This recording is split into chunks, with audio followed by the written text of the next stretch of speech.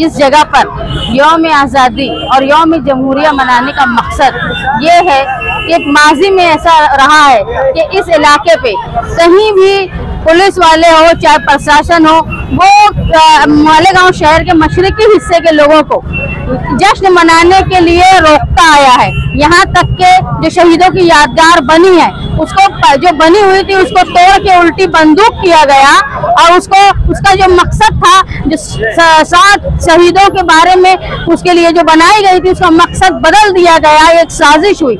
ये इसके बाद से एक रवैया शासन प्रशासन का रहा कि वो यहाँ मशरकी हिस्से के लोगों को रोकती रही। लेकिन जब से शहीदों की यादगार अशोक स्तंभ बना है उसके बाद से हम लोगों ने अल्हम्दुलिल्लाह ये कोशिश की कि मालेगांव शहर के मशरकी हिस्से के लोग यहाँ आए और अपनी हुब्बुल वतनी को जाहिर करने का, इजहार करने का उनको मौका मिले।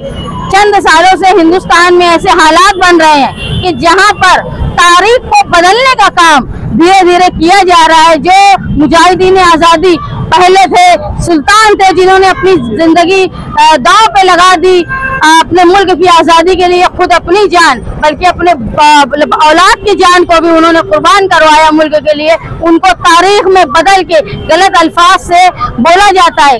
इसीलिए यहाँ पर आज़ादी का जश्न मनाने का मकसद ये है कि मालेगांव शहर के लोगों को इस बात की आगाही रहे कि मालेगांव शहर के लोगों ने जंग आज़ादी में कितनी बड़ा हिस्सा लिया था, कितनी बड़ी कुर्बानी दी थी। आज़ादी से पहले ही मालेगांव शहर में ईस्ट इंडिया कंपनी का झंडा उतार लिया गया था और हिंदुस्तान का झंडा लगाया गया था, जो तारीख में लिखा नहीं जाता है। जो शहीद है उनका नाम नहीं लिखा जाता है।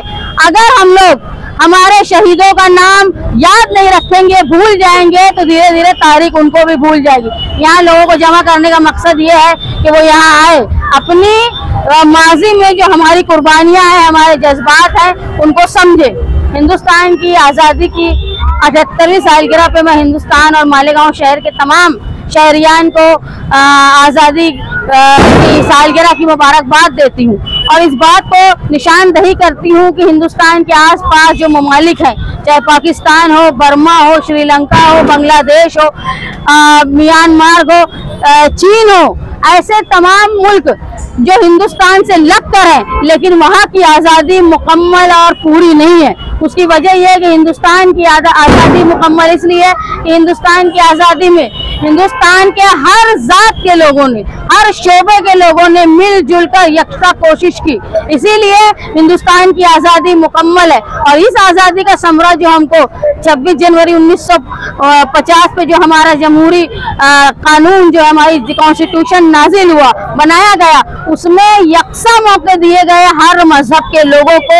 यह है कि हुकूमत करने वाले का भले ही कोई मजहब हो लेकिन हुकूमत का कोई मजहब नहीं होता। हम ये प्रोग्राम के जरिए लोगों के अंदर हम आहंगी पैदा करना चाहते हैं कि लोग हमारे कॉन्स्टिट्यूशन को समझे, वो यकसा मौके मिले लोगों को। ये समझने के लिए हमको हमारा दस्तूर समझना जरूरी है। हमारी अगर मजहबी आज़ादी हमसे छीनी जा रही है तो उसको समझने के लिए हमको दस्तूर को समझना जरूरी है। हमारे दस्तूर में हमको आज़ादी के साथ साथ यकसा मौके भी दिए गए, यहाँ तक कि पिछड़े लोगों को बड़ा मौका, माइनॉरिटी को मौका, और ऐसा किया गया है कि समाज में कोई बहुत बड़ा और कोई बहुत छोटा न रहे, सब यकसा रहें। इसलिए ज़रूरी है मेरी अक़लियत के लोगों से, जो अक़लियत से ताल्लुक़ रखते हैं, उनसे अपील है कि वो कानून को समझने के लिए तालीम को हासिल करें।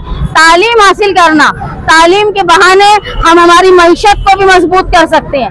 देखिए अब जो दौर है वो नौकरी का दौर नहीं है, सनत का दौर नहीं है, स्किल इंडिया, स्किल लोगों में आना चाहिए। तरबियत वाली तालीम और हमको एजुकेशन लेनी चाहिए, जिससे हमको हमारा दस्तूर समझने के लिए भी और हमारे हुकूक समझने के लिए भी, और जब तक तुम माली तौर पे मजबूत नहीं होगे तुम अपना एक मुकाम नहीं बनाओगे। इसलिए खास तौर पे अक़लियत का ये काम है कि वो तालीम हासिल करे। हर मर्द, हर औरत, बच्चे बच्चियों को यकसा तौर पे तालीम हासिल करवाए। किसी को रंग भेद और नस्ल के नाम से आगे पीछे ना किया जाए। और मालेगांव शहर अगर ये चाहता है कि अपना वक़ार और अपना दबदबा कायम रहे तो लोगों के अंदर कानूनी समझ और अपना माशी तौर पर मजबूत होना बहुत ज़रूरी है। कॉन्स्टिट्यूशन को समझना बहुत ज़रूरी है।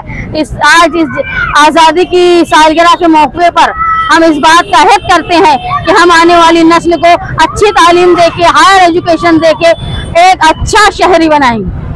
आपने अपनी तकरीर के दौरान कहा कि एक इनकलाब मालेगांव में भी आएगा, एक इनकलाब आज़ादी के वक्त आगे, एक इनकलाब मालेगांव में भी आएगा, तो क्या वो सियासी इनकलाब है? बिल्कुल, देखो हर चीज का ताल्लुक सियासत से होता है। अगर तुम्हारे मजहबी तौर पे भी रोक टोक होगी तो उसका फैसला भी सियासी लोग ऐवान में करते हैं। इसीलिए सियासी तब्दीली वो सबसे बड़ी तब्दीली होती है, हर शोबे के लिए तब्दीली होती है। अगर हम तालीम याफ्ता लोगों को और कानून को समझने वाले लोगों को, जो भेदभाव ना करे ऐसे लोगों को, और अपने फायदे के लिए किसी के पास झुक जाना, आवामी फायदा नहीं सोचना और अपने फायदे के लिए, अपने माली फायदे और अपने जाती फायदे के लिए कौम का इस्तेसाल करना, ये सियासत का काम नहीं है, ये तिजारत का काम है। हम जो आज देख रहे हैं मालेगांव शहर में आजी माजी सब सियासत छोड़ के तिजारत कर रहे हैं, जाती मुफाद का काम कर रहे हैं। कोई भी आवाम के बारे में, शहर के बारे में नहीं सोचता है। लोग जेलों में ठोसे जाते हैं, झूठे कानून उनके ऊपर झूठे दफात लगाई जाती है, या लोगों के घरों को गैर कानूनी बोला जाता है, जमीनों को गैर कानूनी बोला जाता है। लेकिन फिरका परस्ती इतनी ज्यादा बढ़ जाती है, लेकिन उसके बावजूद लीडरान जो ओहदे पे नुमाइंदगी करते हैं वो खामोश रहते हैं। वो कतई अपनी नुमाइंदगी का किसी तरह का हक अदा नहीं कर रहे हैं। वो न सिर्फ मालेगांव शहर की आवाम बल्कि वो अल्लाह ताला के पास भी जवाब दे रहेंगे, जो अपनी कुर्सी के साथ जो नाइंसाफी कर रहे हैं, अपने ओहदे के साथ नाइंसाफी कर।